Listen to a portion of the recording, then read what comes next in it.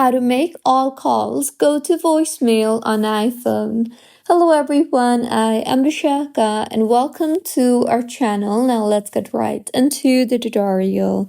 First things first, go ahead and launch the settings application on your device and scroll down to the bottom and tap on the apps option you see there.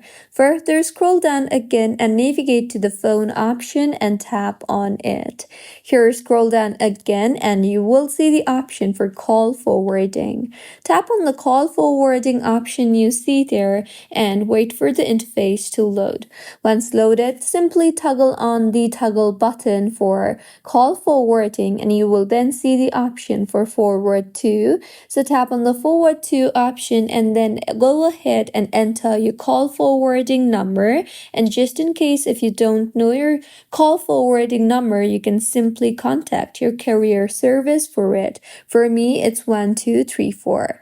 Now, simply tap on the done option you see there, and with this, your calls will be forwarded to voicemail directly. And this was about how you can make call go to voicemail on iPhone.